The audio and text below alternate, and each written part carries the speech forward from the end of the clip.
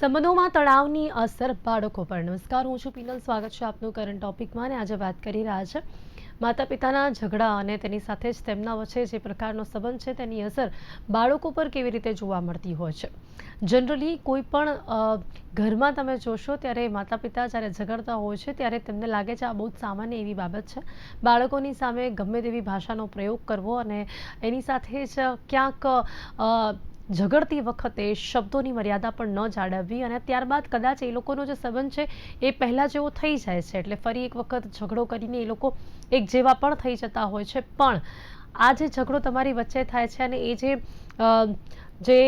જે રીતે તમે એકબીજાની સાથે ઝઘડતા હો છો અને તેની સાથે જે શબ્દોનો પ્રયોગ કરતા હો છો એની સીધી અસર બાળકોના મગજ પર થતી જોવા મળતી હોય છે. ક્યાંક આપણે જોઈએ છે કે આજકાલના જે બાળકો છે તે બહુ જિદ્દી થતા જોવા મળી રહ્યા છે. ઘણી વખત આપણે એ પણ ચર્ચા કરીએ છીએ કે શા માટે જે આજકાલના બાળકો છે તે લોકોમાં પેશન્સ લેવલ નથી.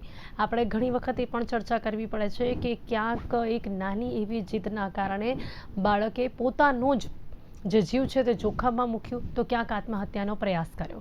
હવે બાળકોમાં આ પ્રકારની માનસિકતા ત્યારે આવે છે કે જ્યારે એ નાનપણથી કંઈક એવું અગ્રેસિવ જોતો હોય છે અને એ હોય છે માતા પિતાનો ઝઘડો. બાળકો સામે માતા પિતાએ વાતચીત કરતી વખતે ધ્યાન રાખવું ખૂબ જરૂરી છે. બાળકો સામે થતા જે ઝઘડા છે તેના કારણે બાળકોની માનસિક શાંતિ ખોરવાઈ જાય છે. સંબંધોમાં વધતા તણાવ બાળકો પર ખૂબ જ નકારાત્મક અસર કરે છે. આપ તો એક સમય માટે ઝઘડીને પાછા જેવા હતા તેવા થઈ જાઓ છો, પણ તમે જે ઝઘડો કર્યો છે, તમે જે શબ્દોનો પ્રયોગ કર્યો છે અને જે ઉગ્રતા એકબીજાની માટે દેખાડી છે એ સમય એ જ્યારે બાળક જોવે છે ત્યારે એ ઘણા સમય સુધી કોઈ પણ બાળકના મગજ પર અસર કરતું હોય છે, જેના કારણે ધીમે ધીમે જેમ જેમ એ મોટો થાય છે તેમ તેમ એ નકારાત્મકતા તેની સાથે મોટી થતી જાય છે. એટલા જ માટે આજના સમયમાં જે બાળકો છે તે ખૂબ જ અગ્રેસિવ જોવા મળી રહ્યા છે. તો માતા પિતાએ પોતાના સંબંધોને કઈ રીતે બાળકોની સામે મૂકવું અને કેવી રીતે વાત કરવું તે ધ્યાન રાખવું કેટલું જરૂરી છે તેના વિશે વાત કરવા માટે મારી સાથે જોડાઈ ગયા છે ડૉક્ટર ઋતુજા મોરે, જેઓ મનોચિકિત્સક છે, કિન્નરી ખરાદી, જેઓ પ્રમુખ છે વીપીએ. આપ બંનેનું સ્વાગત છે. Welcome to the show. Thank you ma'am. Thank you. તો ડૉક્ટર ઋતુજા, સૌથી પહેલાં અત્યારે આજે આપણે જે વાત કરી રહ્યા છે ખાસ કરીને બાળકોને લઈને, કોઈ પણ બાળક પર તેના માતા પિતાના સંબંધોની કેટલી અસર જોવા મળતી હોય છે. હું તો બંને પર્સપેક્ટિવથી કહીશ કે જો માતા પિતા ખૂબ જ એકબીજાની સાથે સારી રીતે રહેતા હોય છે તો એની પણ કેવી પોઝિટિવ અસર જોવા મળે છે અને જ્યારે એ બંનેની વચ્ચે થતો ઝઘડો, એમના વચ્ચેનો જે તણાવ છે એ નાનપણથી બાળકને કેવી રીતે ઘેરે છે. મેમ, બહુ જ સિમ્પલ થિયરી છે. જ્યારે માતા પિતા એકબીજા સાથે સારા હોય, એકબીજાને રિસ્પેક્ટ કરે, એકબીજાને વેલ્યુ કરે, તો બાળક જે છે બહુ પ્રોટેક્ટેડ ફીલ કરે. એને એવું બહુ સિક્યોરિટી મળે, ઇમોશનલ સિક્યોરિટી, સાયકોલોજીકલ સિક્યોરિટી, કે એને એવું લાગે કે મારું એન્વાયરમેન્ટ બહુ સારું છે અને મારા ઉપર કોઈ મુસીબત આવશે તો મારા સાથે મારા પેરેન્ટ્સ છે અને હું એને એ મુસીબતને સંભાળી લઈશ ને એનામાંથી બહાર નીકળી શકીશ. પણ જ્યારે આપણે જોઈએ છે, જ્યારે મા બાપમાં ઝઘડો થાય કે નાના ડિફરન્સ ઓફ ઓપિનિયન્સ થાય અને એ બધું બાળકોના સામે આવે અને એમના સામે એ લોકો ઝઘડે કે આર્ગ્યુમેન્ટ પણ કરે, અને ઘણા કેસીસમાં તો મારામારી પણ થાય છે મધર ને ફાધરના વચ્ચે. એવા કન્ડિશન્સમાં બાળકો પોતાને ગિલ્ટી ફીલ કરે. એમને એ ખબર ના પડે કે એ ઝઘડો જે છે એ મા બાપના કોઈ ઇશ્યુના કારણે થાય છે કે એમના કોઈ બાબતના કારણે થાય છે. એમને એવું લાગે છે કે મારા કારણે થાય છે અને એમને અંદર ને અંદર બહુ ગિલ્ટ રહે. એમને બહુ આમ ઇનસિક્યોર ફીલ થાય. એમને દર વખતે એવો એક ડર રહે કે હવે શું થશે, હવે શું થશે. આજે હવે પપ્પા ઓફિસ થી ઘરે આવ્યા છે, કાં તો મમ્મી બહારથી ઘરે આવી છે, કાં તો ઘરે કોઈ રિલેટિવ આવ્યા છે, હવે ઝઘડો થશે, હવે શું થશે. અને એ છોકરાના મન પર બહુ જ ઊંડો અસર કરે, જેનાથી એન્ઝાયટી એ બાળકોમાં ચાઇલ્ડહુડમાં હવે જોવામાં આવી રહી છે. પેશન્સ નથી, એ લોકો થોડુંક રેઝિલિયન્સ નથી રાખી શકતા, વસ્તુને સોલ્વ નથી કરી શકતા. અને આ પછી વધતું જાય અને પછી નાની નાની બાબતો પર, એમના એકેડેમિક્સ પર, એમના સ્ટડીઝ પર, કે એમના ફ્રેન્ડ સાથે, કાં તો કોઈ બીજા લોકો સાથે, કાં તો કોઈ હોબીઝમાં આ બધું ડિસ્પ્લે થાય, આ બધું દેખાય. એટલે એમને છે ને બહુ નેગેટિવિટીથી બંધાઈ જાય. અને પછી ઘણા કેસીસમાં તો એવું થાય છે કે બાળક જયારે મોટો થાય અને એનો જયારે સંસાર ચાલુ થાય, એની જયારે મેરેજ થાય, એ એના વાઈફ સાથે એડજસ્ટ ના કરી શકે, કે એના હસબન્ડ સાથે એડજસ્ટ ના કરી શકે, અને પછી આ વધતું જ જાય, વધતું જ જાય. સો બંનેને આ રૂલ જ હોવો જોઈએ કે પેરેન્ટ્સે કોઈ પણ વાત નાની મોટી કેટલી પણ સિરિયસ હોય બાળકો સામે તો ના જ કરવી, અને બાળકો સામે એટલીસ્ટ એક લેવલનો રિસ્પેક્ટ બતાડવું તાકી એનું અપબ્રિંગિંગ સારું થાય. જી, બિલકુલ. અને એટલે જ આપણે એ પણ જોઈએ છે કે આજના સમયમાં જ્યારે પણ એક માતા અને પિતા વચ્ચે ઝઘડો થતો હોય છે, ત્યારે હંમેશાથી એ બાળક તમને અગ્રેસિવ જોવા મળશે, ઓર એલ્સ તમને એવું બહુ શાંત જોવા મળશે, કશું જ નહીં બોલે. એ ક્યારેય એના મનની વાત બહાર નહીં મૂકી શકે. આવા કંઈક અલગ લક્ષણો તમને જોવા મળતા હોય છે. કે નહીં, જે માતા પિતા ની વચ્ચેનો ઝઘડો જેમ હતો એમ સોલ્વ પણ થઈ જાય. લોકો પાછા જેવા હતા એવા થઈ જાય. એટલે કદાચ એમને અહેસાસ નથી થતો. માતા પિતા માટે તમે શું કહેશો? કારણ કે આજના સમયમાં આપણે એવું તો ના જ કહી શકીએ કે બંનેની વચ્ચે કોઈ ઝઘડો જ ન થાય. એક પતિ પત્ની હોય એટલે એક ઘરમાં રહેતા હોય તો કોઈ પણ બાબત વચ્ચે તકરાર થતી હોય છે. પણ એ લોકો જ્યારે બાળકની સામે ઝઘડતા હોય છે ત્યારે કદાચ એમને પણ અંદાજો નથી હોતો કે આ તો બહુ જ સામાન્ય બાબત. આજને લાગે છે કે પેરેન્ટ્સને આ વાત સમજાતી નથી. એમને લાગે છે આ બહુ જ સામાન્ય એવી બાબત છે. એમાં શું થઈ ગયું? હજી પણ પેરેન્ટ્સની માનસિકતા એવી હોય છે. અને પછી એ લોકો તો જેવા હતા એવા થઈ જાય છે. એટલે એમને એવું થાય છે કે એમાં શું થઈ ગયું? જી જરૂર, જેવું કે આપણા ડોક્ટર મેડમે કીધું, ડોક્ટર ઋતુજા મેમે, કે બાળકને આપણે એવું વિચારીએ છીએ કે બાળક નાનું છે, ભલે એ બોર્ન છે ને ત્યારથી એને આપણને એવું લાગે છે કે એ ખાલી જોઈને જ જોવે છે, આમ તેમ જુએ છે કે ફીલ કરે છે. પણ બાળક જ્યારથી નાનું જન્મે છે ને ત્યારથી એ દરેક વસ્તુ ઓબ્ઝર્વ કરતું હોય છે, ફીલ કરતું હોય છે. સાથે સાથે જે શબ્દો આપણને ખ્યાલ હશે, આપણે જયારે બાળક જન્મે ત્યારે એને થોડા થોડા નાના નાના શબ્દો એની સામે યુઝ કરીએ છીએ, જેથી કરીને આગળ એ બધું એ બોલતા શીખે છે. સેમ આપણા બિહેવિયરની ઇફેક્ટ બાળક પર 100% થાય છે. જેવું કે જો હું વધારે એગ્રેસિવ રહીશ તો મારા બાળકમાં પણ એ વસ્તુ આવવાની જ છે. અને એઝ એ પેરેન્ટ ઘણી વખત એવું થાય છે કે બંને હસબન્ડ વાઈફ, અત્યારના જનરેશનમાં એવું ચાલતું હોય છે કે મોસ્ટલી હસબન્ડ વાઈફ બંને જોબ કરતા હોય છે. તો એ લોકોને શું થાય કે ઘરે આવે પછી ઘરનો લોડ હોય એટલે એ બંને જણ એમના ને એમનું ફ્રસ્ટ્રેશન એકબીજા પર ઉતારતા હોય છે. ત્યારે એ એવું નથી સમજતા કે અમારા ફ્રસ્ટ્રેશન નોર્મલ છે, અમે સમજીને પછી પાછા 10 મિનિટમાં પાછા એઝ ઇટ ઇઝ થઈ જઈશું. પણ જ્યારે એ બાળક એ વસ્તુ જોતું હોય છે તો એને સમજ નથી પડતી એવું પેરેન્ટ્સ વિચારે છે. પણ ખરેખર એ બાળક બધી જ વસ્તુ ઓબ્ઝર્વ કરે છે. અને જેવું ડોક્ટર મેડમ કહે છે એ પ્રમાણે જ છે કે એ ધીરે ધીરે એ વસ્તુ અનુસરવા લાગે છે. એ પોતાના પર લઈ જાય છે બધું, કે આ મમ્મી પપ્પા આવીને દરેક વખતે મારા લીધે ઝઘડતા હશે કે શું હું કઈ એવું ખોટું કામ કરું છું, એ થાય છે. એના બદલે અત્યારે અમે દરેક વખતે પેરેન્ટ્સને અને સ્કૂલોમાં પણ અમે ઇવન ટીચર્સને કહી રહ્યા છે કે તમે જે બાળકોનું કાઉન્સેલિંગ રાખો છો એના કરતા બેટર તમે એક પેરેન્ટ્સનું કાઉન્સેલિંગ રાખો. કારણ કે અત્યારે એટલી બધી ભાગદડ છે ને કે પેરેન્ટ્સ પોતાના બાળકને પ્રોપર ટાઈમ નથી આપતું, એની સાથે પ્રોપર બિહેવ નથી કરતું. નાની નાની વાતમાં પેરેન્ટ્સ, એ પછી મમ્મી હોય કે પપ્પા હોય, ઘણી જગ્યાએ જોવા મળે છે કે બાળકો પર ગુસ્સે થઈ જાય છે. બાળક નાની વસ્તુ પૂછવા આવે ને તો પણ એની પર ગુસ્સે થઈ જાય છે. હમ. તો એ બધી વસ્તુ તમે અટકાવી શકો જ્યારે તમે એઝ એ પેરેન્ટ પ્રોપર તમારી પાસે નોલેજ હશે તો. બાળક તમે જન્મ આપ્યો છે એટલે એનો મતલબ એવો નથી કે ભાઈ તમે તમારી ખુશીથી એને લઈ આવ્યા કે ભાઈ એઝ એ તમે કોઈ જગ્યાએ ખોટા ના પડો કે તમે મા બાપ તરીકે ઓળખાવો એટલે તમે બાળક લઈ આવ્યા, એટલી જવાબદારી નથી હોતી. બાળકને એક સમાજની સારી વ્યક્તિ બનાવવાની એ સૌથી મોટી પેરેન્ટ્સની જવાબદારી છે.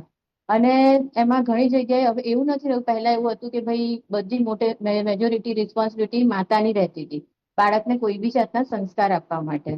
પણ એવું જરૂરી હોતું નથી. જો ખાલી માતા જ બધું સાચવશે તો પિતા ક્યારે સાચવશે?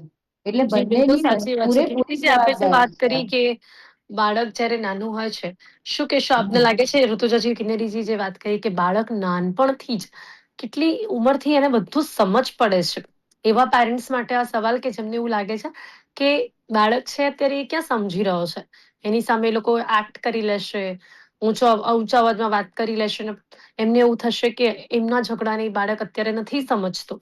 પણ એમને એ સમજાવવા માટે કે એ ફિલિંગ એ કેટલી હદ સુધી સમજી શકે છે નાનપણથી જ. હું તમને તો કહીશ, જે મેમ કહે છે, કિન્નરી મેમ કહે છે, એ હું એબ્સોલ્યુટલી અગ્રી કરું છું. કારણ કે જ્યારે બાળક માતાના પેટમાં હોય છે, મધરના વૂમ્બમાં હોય છે, ત્યારે બધું સમજી શકે છે. તમે જ્યારે ફાધરના સાથે વાત કરે, મધર વાત કરે, કંઈ કહે તો એ એને રિએક્શન આપે છે. એને કદાચ વર્ડ્સ ના સમજાય કે એનો મતલબ શું છે. તેમ જેમ બાળક જ્યારે બહાર આવે છે, જ્યારે મોટો થાય છે, કદાચ 1 વર્ષનું બાળક હોય અને કદાચ એ વર્ડ ના સમજી શકે, એ વર્ડનો અર્થ ના સમજે, પણ એ ઇમોશન્સ કેચ કરે. તમે 2 મિનિટ નાના બાળક સામે આમ આંખો મોટા કરીને ઉભા રહો તો એ ડરી જશે. એને ખબર પડશે કે આ મને કંઈક બરાબર નથી લાગતું. એને ખબર પડશે આ પોઝિટિવ છે કે નેગેટિવ છે. તમે એને હસાવવાનો પ્રયત્ન કરો તો બાળક હસશે. એટલે બાળકના પાસે એટલી બ્યુટીફુલ તાકાત છે કે એ ઇમોશન્સને કેપ્ચર કરી લે. તમે થાકીને ઘરે આવી જાઓ, તમે બાળકને કઈ જ નાખો અને આમ કરીને બેસી જાઓ, પહેલા એ બાળક તમારા પાસે આવશે ને તમને જોશે કે શું થયું. તો બાળકોને, બચ્ચાઓને ઇમોશન્સ બહુ જ સારી રીતે ખબર પડે છે. જેમ જેમ એ મોટા થાય છે, એમ એમ શબ્દનો જ્યારે પ્રયોગ કરવા લાગે છે, ત્યારે એમને આ બધા ડિફરન્સીસ ખબર પડે છે. પણ અને આ ઇમોશન્સ કે તમે જ્યારે ઘરમાં તણાવ રાખો, ઘરમાં તમે તણાવ રાખો, કે ભલે પછી મમ્મી પપ્પા ઝઘડે કે બીજા ઘરવાળા ઝઘડે અને પછી એ એક પણ થઈ જાય, પણ બાળક માટે ઇમોશન્સ એમને એમ રહે છે. એ બીક એમને એમ જ રહે છે કે એના સામે કંઈ થયું, એ રડતો રહે છે. એ કદાચ એનું એક્સપ્રેશન કેવું હોય કે ખાશે નહીં, કાં તો સૂશે નહીં, કાં તો કઈ એક્ટિવિટી કરતો હશે તો એમાં ડરી જશે. એવી રીતે એક્સપ્રેસ કરે છે. તો આ બધા ક્લ્યુઝ છે મેડમ, જે આપણે બહુ ઇમ્પોર્ટન્ટ છે કે જોવાના. અને એના કારણે જ કે આપણે બાળકો સામે બને એટલી આર્ગ્યુમેન્ટ નહીં કરવાની. ઘણા પેરેન્ટ્સ એવું પણ કહે છે કે અરે આ તો થઈ જાય છે, ઠીક છે, હવે હસબન્ડ વાઈફ છે તો આર્ગ્યુમેન્ટ તો થશે, બરાબર છે, પણ બને તો ના કરો. બાળકોના સામે ના કરો, અને કરો તો પણ તમે એવી રીતે કરો કે એને એવું લાગે કે તમે એકબીજાને વાત કરો છો. અને પેરેન્ટ્સને પણ, અગર કપલ છો, પેરેન્ટ્સ છો આજે, તો એવી રીતે કરો કે તમે એને સોર્ટ કરી શકો. કે પ્રોબ્લેમ્સ આવવાના છે, પણ આપણે એને સારી રીતે એક સોફિસ્ટિકેટેડલી કમ્યુનિકેટ કરીએ તાકી એનો સોલ્યુશન આવે. ના કે આપણે ખાલી ઝઘડતા રહીએ. કારણ કે આજે તમે એક જીવને તમારા લાઈફમાં લાયા છો, તો કેમ એના ઉપર આ બધું અસર કરવાનું, કેમ એ સફર કરે.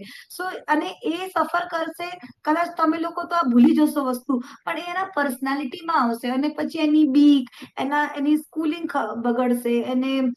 મારા પાસે કેસ આવ્યો હતો જેમાં મધર ફાધર ઝઘડતા હતા અને પછી એક પણ થઈ જતા હતા.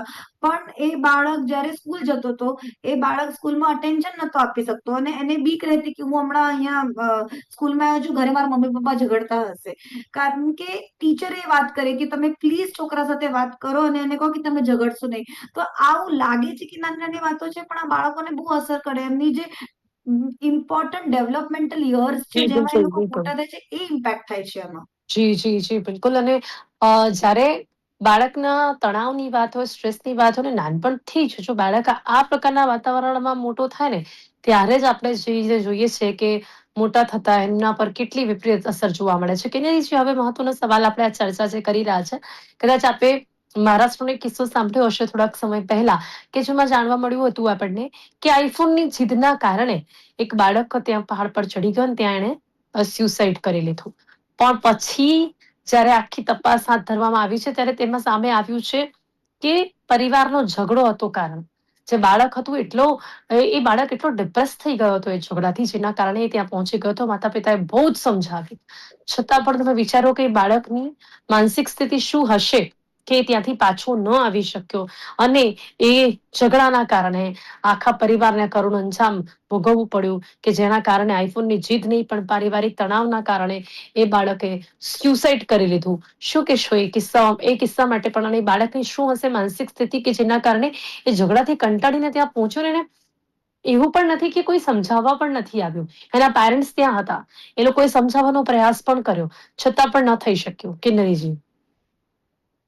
એમાં શું છે મેડમ, કે સૌથી પહેલા તમે એઝ અ પેરેન્ટ, તમે બાળક સાથે રોજે રોજ જે તમારું રૂટીન હોય ને, હવે હું સમજી શકું છું કે ઘણી વખત એટલું એટમોસ્ફિયર હોટ થઈ જાય ને કે ત્યાં આગળ ના આપણે કંટ્રોલ કરીએ, છતાં પણ ઝઘડો થઈ જતો હોય છે.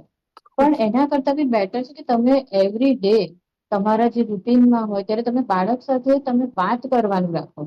ઇવન તમારો ઝઘડો થાય ને તો પણ બાળકે જોયું હોય તો તમે એને એ વસ્તુ સમજાવો. એ તમને નાનો છે એ સમજે નહીં, બરાબર છે, પણ તમે એને કહેશો ત્યારે જેવું એ મોટો થશે, જેવું મેડમે આપણને કીધું કે એ મોટો થશે એમ એ શબ્દ જે એ બધી એક્ટિવિટી થતી હોય એના શબ્દોને જોડશે કે આ આવું થતું હતું એટલે એનો મિનિંગ આ થઈ રહ્યો છે.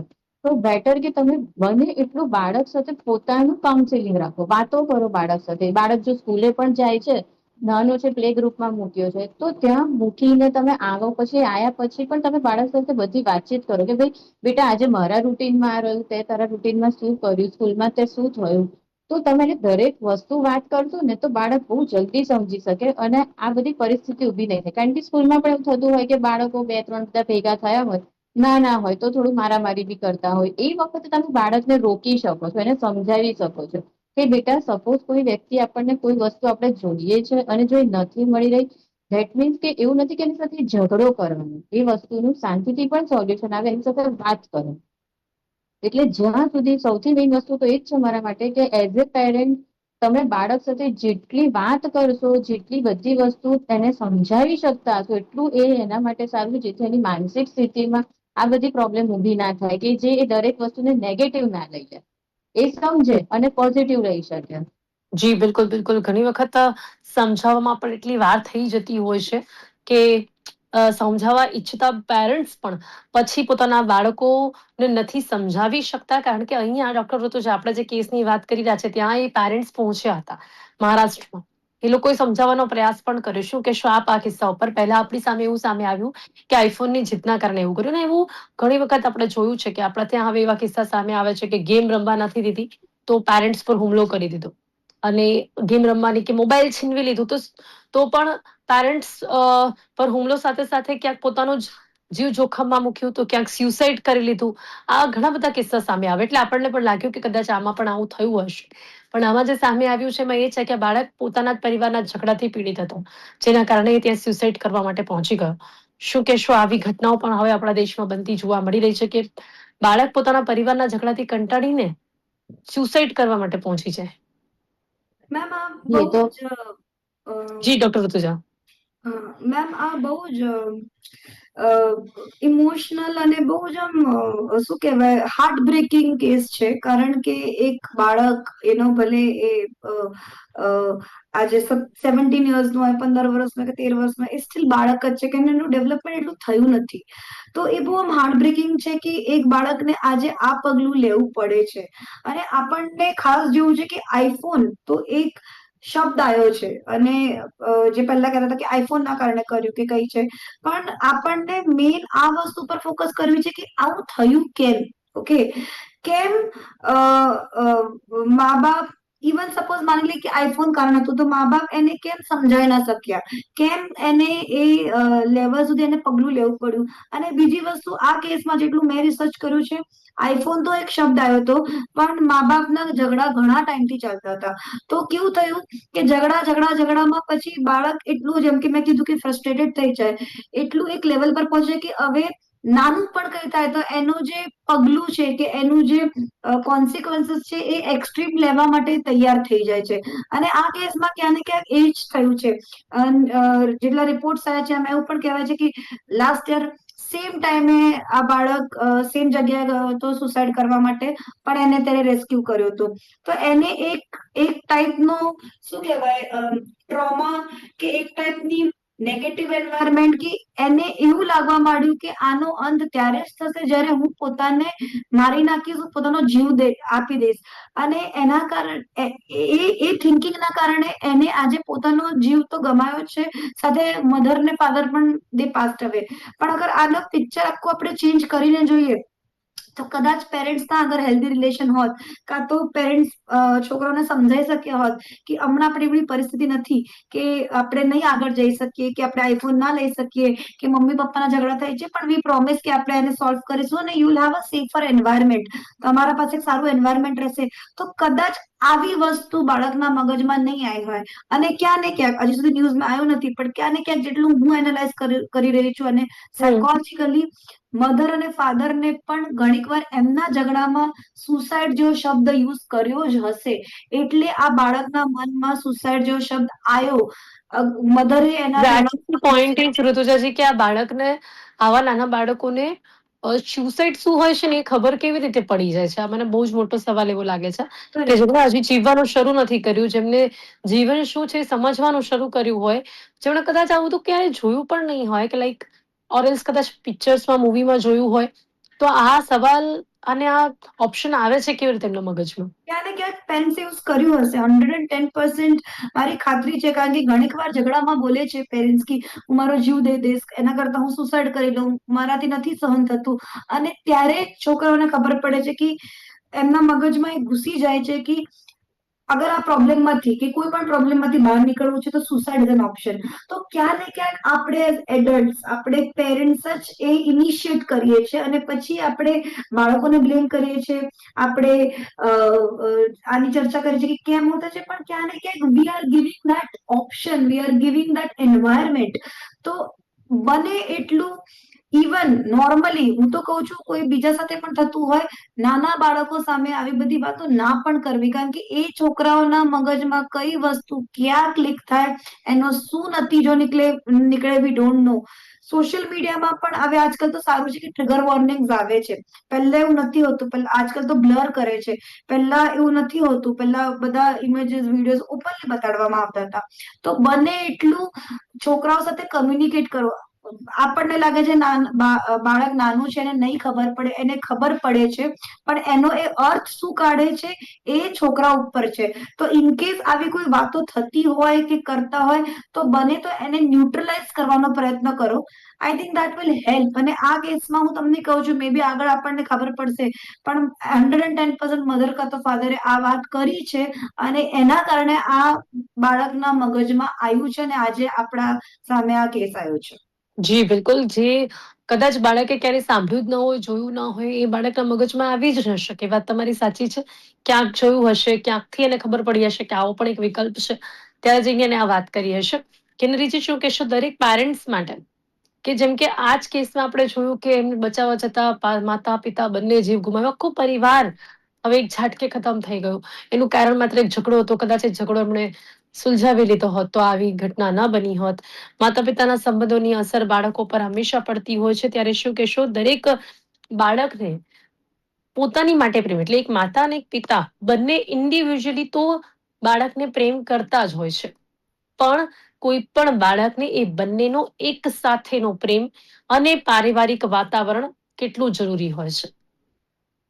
આ બહુ જ જરૂરી છે, કારણ કે અત્યારે બધા તો ન્યુક્લિયર ફેમિલીમાં મોસ્ટલી રહેતા હોય છે. પણ હું તો એ જ પેરેન્ટ્સ માટે કહેવા માંગીશ કે તમે બેટર કે તમારા માતા પિતા સાથે તમે પણ રહો, જેથી કરીને બાળકને દાદા દાદી પણ એમની રીતની સલાહ આપી શકે, એમને શીખવાડી શકે. અને જેવું મેડમે કીધું કે બાળક લાસ્ટ યર પણ આ વસ્તુ કરી હતી અને એને રેસ્ક્યુ કરવામાં આવ્યો હતો. એ આ પેરેન્ટ માટે એક ટ્રિગર હતું. એમની પાસે ચાન્સ હતો કે એ એના બાળકને કોઈ સારા સાયકોલોજીસ્ટ પાસે લઈ ગયા હોત અને એમનો પોતાનો ઝઘડો બીજો સોલ્વ કરીને બાળકને સમજાવ્યું હોત કે બેટા આ ઝઘડાનું સોલ્યુશન કે કોઈ બી ઝઘડાનું સોલ્યુશન સુસાઇડ નથી. દરેક ઝઘડાનું કઈ બી વાતો કરીને એને સામે પછી બેસીને શાંતિથી વાત કરીને દરેક વાતનું સોલ્યુશન આવશે. ગમે તેવી દુનિયામાં તમે બાળકને એ સમજાવો કે દુનિયામાં ગમે તેવી પ્રોબ્લેમ હશે, કોઈ પણ મોટી પ્રોબ્લેમ કેમ ના હોય, પણ એનું સોલ્યુશન પણ સાથે હોય જ છે. તો ધેટ મીન્સ કે એના બાળકને તમે પહેલા સૌથી પહેલા એવરી ડે તમે એને પ્રોટેક્ટ કરો તમારી વાતોથી કે બેટા તું જ્યાં બી કશે બી કોઈનાથી પણ ભૂલ થતી હોય, પેરેન્ટ્સ છે પેરેન્ટ્સથી બી થાય, દાદા દાદીથી બી થાય કે તારાથી બી થાય કે આપણા નાના ભાઈ બહેનથી કે મોટા ભાઈ બહેનથી થાય, પણ એનું સોલ્યુશન એવું નથી કે આપણે સુસાઇડ કરી લઈએ કે મરી જવાથી કોઈ વાતનું સોલ્યુશન નથી આવતું. એનાથી બેટર છે કે તમે તમારા માતા પિતા હોય કે તમારા ફોઈ હોય કે પછી આંટી હોય કે માસી હોય, તમે એની સાથે વાત. એક ઘણી વખત એવું થતું હોય છે બાળક પોતાના માતા પિતા સાથે અમુક વસ્તુ શેર નથી કરી શકતું, પણ આપણે જેવું આપણી ઇન્ડિયામાં આપણે તો રહીએ છીએ એટલે આપણે ત્યાં ઘણી જગ્યાએ જોઈન્ટ ફેમિલી છે અને આપણે ત્યાં સંબંધો એવી રીતે બતાવવામાં આવે છે બાળકને નાનપણથી જ કે બેટા આ તારા ફોઈ છે, આ માસી છે, કોઈ આવી રીતે આવીને કરે આપણી સાથે રે, માસી રે, માસી તને આમ કરાવે. એ બધી નાની નાની જે એક્ટિવિટી છે ને જે બાળક નાનપણથી સમજે છે, એમાં એને થોડું વધારે કાઉન્સેલિંગ કરીને એને વધારે ડિટેલમાં સમજાવવાની જરૂર છે. તમે જેટલી બાળક સાથે વાત કરશો, એને સંબંધો સમજાવશો અને જો બાળક એવું નથી કે બાળક કમ્ફર્ટ જી નથી હોતું, એ કોઈક એક જગ્યાએ કે માતા પાસે કે પિતા પાસે ક્યાં તો પછી એના કોઈ કે માસી પાસે, કોઈની પાસે તો બાળક એટલું કમ્ફર્ટ રહે છે જ કે જે એને જી બધું બિલકુલ. કહી શકે. જી એટલે બિલકુલ બિલકુલ. બાળક શેર કરશે તો આ વસ્તુ આ પ્રોબ્લેમ નહીં થાય. અને દરેક જી એટલે માતા પિતાને શેરિંગ, ઓબ્ઝર્વ કમ્યુનિકેશન કરવાની જરૂર અને છે. શાંતિભર્યું વાતાવરણ બાળકના બાળપણ માટે ખૂબ જરૂરી છે. સમય આપણી પાસે ઓછો છે, ચર્ચાને અહીંયા સમાપ્ત કરવી પડશે. સંબંધોમાં તણાવની અસર કેવી રીતે સંતાનો પર પડતી હોય છે તેના વિશે આ બંને અમારી સાથે ચર્ચા કરી તે બદલ આપનો ખૂબ ખૂબ આભાર. ઋતુજાજી, કિન્નરીજી, થેન્ક યુ સો મચ મારી સાથે જોડાવા. મહારાષ્ટ્રમાંથી આવતા આ કિસ્સાએ સૌ કોઈને હચમચાવી દીધા છે કે જ્યારે એક બાળકે પરિવારના ઝઘડાના કારણે સ્યુસાઇડ કર્યું અને માતા પિતાએ પણ પછી જીવ ગુમાવ્યો. આખો પરિવાર આ ઝઘડાના કારણે આજે આપણા સૌની વચ્ચે નથી, પરંતુ ક્યાંક જો આ ઝઘડો આજે એકબીજાની સાથે કરેલો ઝઘડો જેણે બાળકના મગજ પર વિપરીત અસર કરી તેનું જો હલ આવી ગયું હોત તો કદાચ આ પરિસ્થિતિ ન ઊભી થઈ હોત. અને આજના સમયમાં સતત એવું જોવા મળી રહ્યું છે કે પેરેન્ટ્સના ઝઘડાની અસર બાળકોના મગજ પર જોવા મળતી હોય છે. એટલા જ માટે તમામ માતા પિતાને સમજાવવાનો પ્રયાસ કર્યો છે કે જો કોઈ નાની એવી બાબતમાં તમે ઉશ્કેરાઈ જાઓ છો ત્યારે પણ કોઈ પણ બાળકની સામે ઝઘડો ન કરો, કારણ કે તમારા વચ્ચેનો સંબંધ જ બાળકના મગજ પર અસર કરતો હોય છે. કરંટ ટોપિકમાં અત્યારે બસ આટલું જ. ફરીથી મળીશું નવા વિષયની સાથે. ત્યાં સુધી રજા આપશો. નમસ્કાર.